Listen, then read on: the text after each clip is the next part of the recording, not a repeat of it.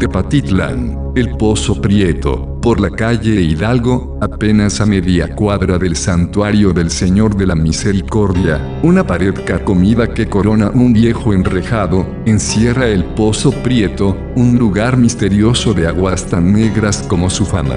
Dice una vieja leyenda que aquella terrible sequía agobiaba a Tepatitlán, y se hacía sentir con tanta fuerza, que en el fondo de los pozos agotados no quedaba ni rastro de humedad. En los potreros vagaba el ganado con la lengua tan reseca que no podían ni bramar, porque sus gargueros enronquecidos ya no producían sonido, solo una especie de garrotillo espasmódico terrible de oír.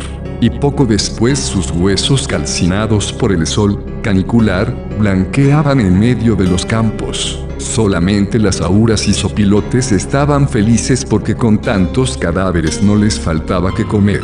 Los pocos más de 4.000 habitantes que entonces tenía Tepa, hacían larguísimas colas frente a los 4 pozos que daban agua para la ciudad, la noria de los sauces, el pozo del monte, los baños de Calistra y el Sacamecate. Había otro, el Pozo Prieto, que estaba adentro del poblado, pero don Sotero el prestamista no le daba agua ni al gallo de la pasión, mucho menos a sus vecinos. En vano habían ofrecido comprarle a centavo el cántaro, pero con todo y ser un precio exorbitante, había podido más su mala voluntad que su codicia, porque ordinariamente se vendía por un tlaco, mísera monedita de cobre de muy escaso valor.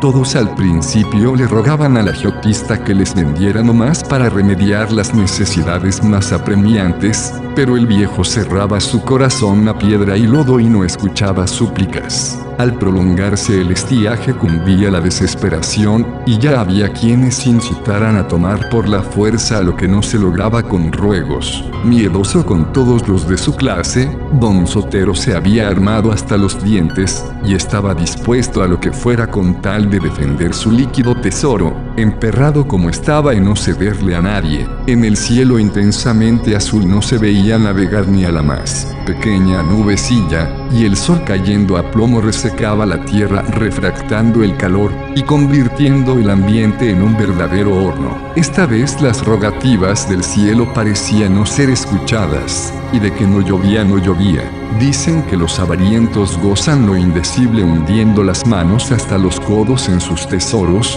para palpar con avidez la suave textura de sus riquezas, el sedoso tacto del oro, el resbaladizo iridiscentes de las perlas, y el cálido resplandor de las gemas. Don Sotero introducía sus manos hasta los codos en la frescura cristalina de su agua, se la untaba a puños en el rostro y la cabeza, y la saboreaba a grandes tragos que el intenso calor hacía más apetecibles. A través de los maderos desvencijados de la puerta, los escasos transeúntes solían contemplarlo alagardados sobre el pasto al borde del estanque, con los brazos colgantes dentro del agua, o refrescándose los pies mientras el cuerpo permanecía perezosamente despatarrado en el césped, que la humedad del estanque mantenía eternamente verde. El vejete gozaba con la envidia de sus coterráneos, y no escatimaba los momentos para ostentarse disfrutando de las delicias de su aguaje. Cierto día en que el torrido calor infernal reverberaba intensamente,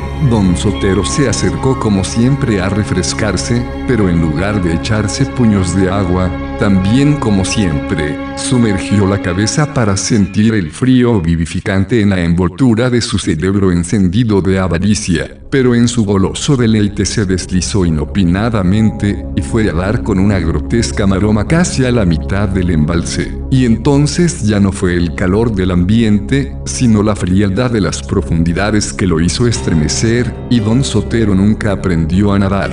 Con gritos ahogados trató de hacerse oír, pero nadie pasaba por ahí. Con frenéticos espasmos movía todo el cuerpo y extendía los brazos tratando de sostenerse a flote, pero tal parecía que la profundidad lo llamaba, y con un último grito que se le anegó en la garganta, se fue al fondo y ya no emergió. Horas después su cuerpo flotaba inmerso en lo que había sido su tesoro. Unos niños que jugaban a los encantados se desencantaron de inmediato al contemplar a través de una hendidura el el cadáver despatarrado sobre el agua. Huyeron despavoridos y solo mucho rato después se atrevieron a contar lo que habían visto, por miedo a la segura regañada de sus mayores, que les tenían prohibido atisbar. Los vecinos derribaron la puerta que estaba atrancada por dentro, y sacaron el cuerpo para sepultarlo. Las autoridades acordaron limpiar el pozo y ponerlo al servicio del vecindario, pero según el decir de todos, el corazón y el cerebro metalizados del avariento habían tornado en amargas y negras las aguas que antaño fueran tan sabrosas. No sirvieron desde entonces y no han vuelto a servir, porque ni siquiera el jabón hace espuma. La avaricia y mala voluntad del hombre a que las había echado a perder, y continúan así para escarmiento de los demás. ¿Qué visitar en Tepatitlán de Morelos? Tepatitlán de Morelos, ciudad que rinde honor al insurgente José María Morelos y Pavón, te invita a conocer su historia y tradiciones a través de su centro histórico que resguarda la parroquia de San Francisco de Asís, edificación del siglo XVIII, remodelada a principios del siglo XX, la plaza de armas y el palacio municipal, que resguarda en su interior el mural 5 siglos de historia de Tepatitlán de Morelos, el Hospital del Sagrado Corazón de Jesús, construido en el siglo XIX, el Santuario del Señor de la Misericordia, concluido en 1856 y que resguarda antiguos retablos como expresiones de fe que datan desde 1885, el Museo Municipal, una antigua casona de 1903, que actualmente alberga en 11 salas una importante colección de piezas